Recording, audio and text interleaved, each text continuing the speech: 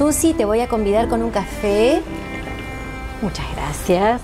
En la nota anterior te convidé con espumante, ahora te voy a convidar con café, porque sabes que pensé en vos desde el comienzo cuando estrenamos este segmento que se llama Músicos sobre Música.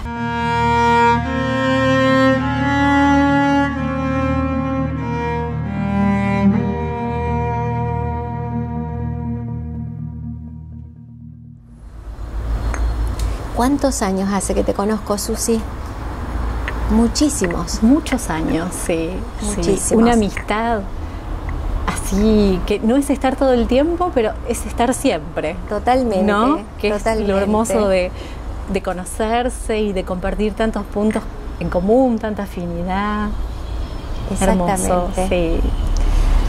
Hablando de música, Susi, cuando uno dice lírico, ¿a qué se refiere?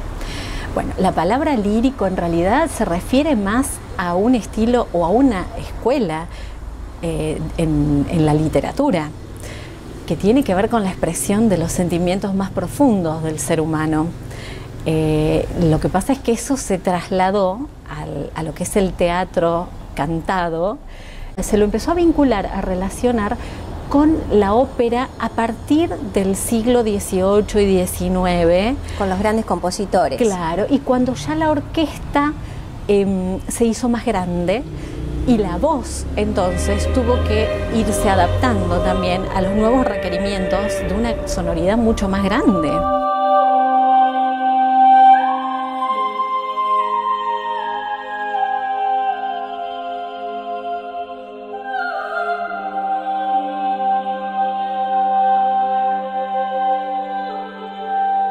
Desde el Renacimiento y mucho antes también, en la Edad Media, en la Edad Antigua, siempre existieron manifestaciones musicales cantadas, porque el canto es lo primero en lo que se refiere a la historia de la música y de los músicos. Todos traemos el canto con nosotros, ¿no? Entonces las manifestaciones vocales existieron siempre.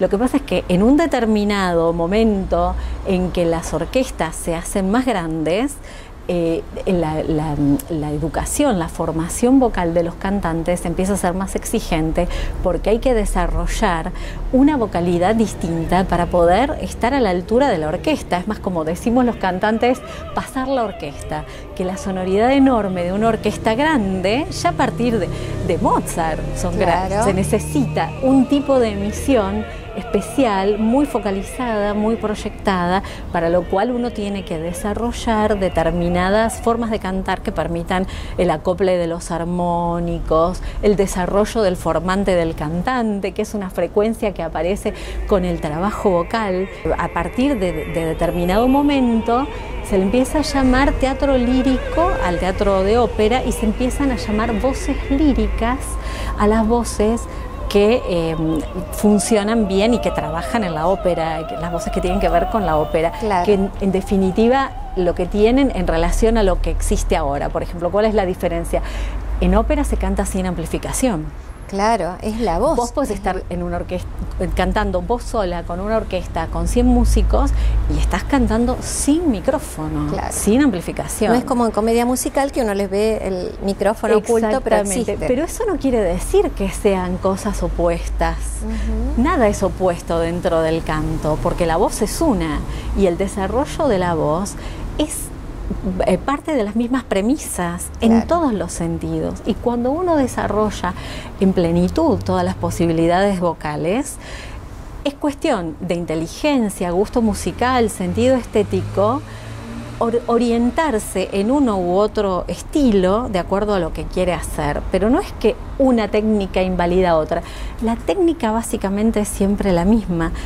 Lo que cambian son los recursos que vas a utilizar. Claro. Como estamos tan acostumbrados a vernos desde el blanco y el negro y no entender la cantidad de grises que hay en el medio, generalmente yo escucho muchísimo decir, la técnica del lírico no te sirve para cantar folclore. Es un mito, porque es digamos, una idea reduccionista. En realidad, ahondando un poco nos damos cuenta que el trabajo vocal parte de lo mismo y desarrolla las mismas cosas. Volviendo al inicio del tema, hablaste que cuando un cantante lírico se planta en el escenario, canta sin amplificación.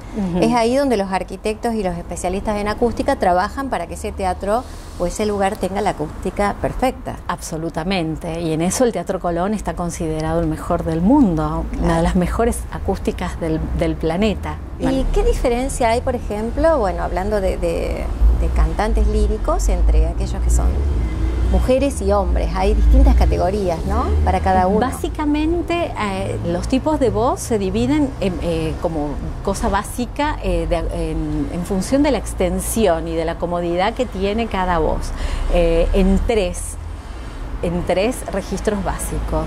Las mujeres tenemos la voz más aguda, que es la soprano, en el medio la mezzo y las más graves, que son contraltos. Y en los varones tenemos, la más aguda es el tenor, el barítono en el medio y el bajo en el registro más grave. Muy interesante. Y a su vez, entre ellos debe haber distintos colores de voz, por así decirlo, sí, ¿no? Se me viene a la mente María Callas. Sí. Que es una famosísima cantante lírica. Sí. Bueno, muy especial María Callas porque ella tuvo una autodeterminación fantástica como para ir por encima de los prejuicios de su época desde muchos puntos de vista. Un prejuicio enorme era con respecto a una cantidad de repertorio que ya no se hacía porque se lo consideraba perimido, y ella lo volvió a poner en auge y hasta el día de hoy se sigue haciendo dentro del repertorio operístico. Eso por un lado, y por otro lado que ella, aún sin ser, porque era soprano, ¿no es cierto?, aún sin ser mezzo, que digamos, la idea es que la obra Carmen, por ejemplo, sí, está escrita para una mezzo, ella dijo, no, pero yo me siento en el papel, porque no es solamente lo que dice la voz, lo que te marca la voz, como registro, como extensión, sino tus posibilidades dramáticas, expresivas, claro, ahí tus habla posibilidades de su carácter actoral. Y ella dijo, yo quiero ser Carmen. Y bueno, escuchar a María Callas cantando Carmen, claro, es un lujo, realmente.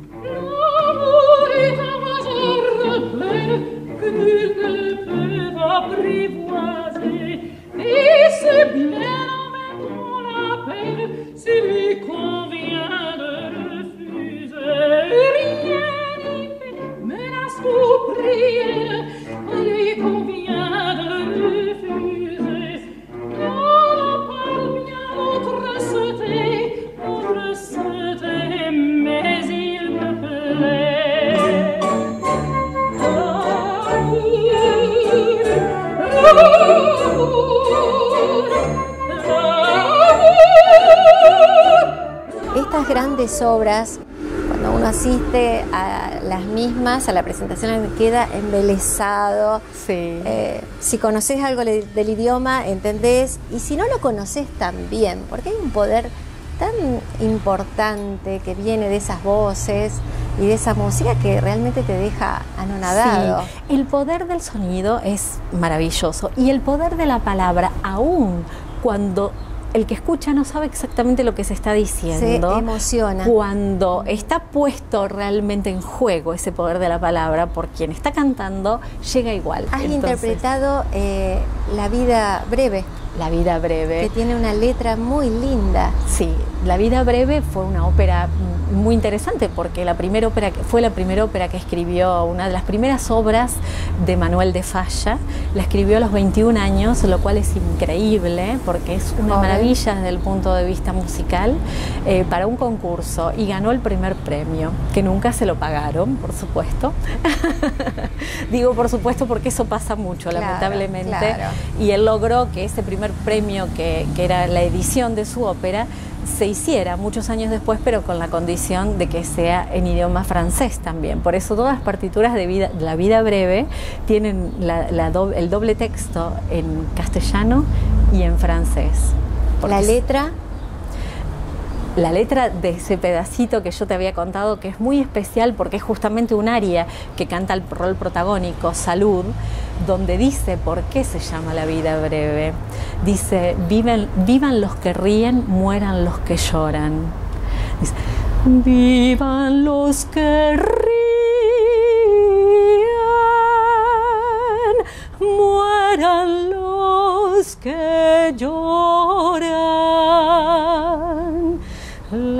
vía del pobre que vive sufriendo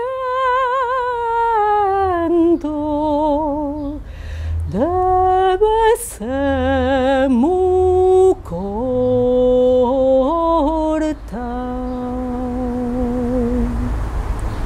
Claro. Y en ese fragmento tan hermoso del comienzo de esa área donde ella explica esta cuestión social de que el pobre malaya, dice después, el que nace para yunque en vez de nacer martillo, ¿no? Tiene todo un sentimiento hacia la gente pobre que tiene que ver con la condición social de la intérprete. Y vos fíjate que en ese pequeño texto ya hay muchos giros que son de la palabra, del decir popular y también del canto popular. Claro. Como pasa en Carmen también, ¿no? Y que tienen que ver con el canto flamenco, el canto gitano. Claro, porque Carmen está ambientada en la ciudad de Sevilla, en el sur de España. Sí, por supuesto, hay una corrida de toros, hay todo un ambiente popular enorme, ¿no? Susi, hermoso escucharte, obviamente, aquí en el piso, y hermoso escucharte, bueno, en cualquier gracias, teatro sin del mundo. preparación, por supuesto, pero porque estamos charlando entre amigas y para mí también es un placer charlar con vos. Siempre fuiste y sos muy generosa conmigo. Ah, y vos también, gracias. No te vayas, en un ratito seguimos con el programa. Bueno.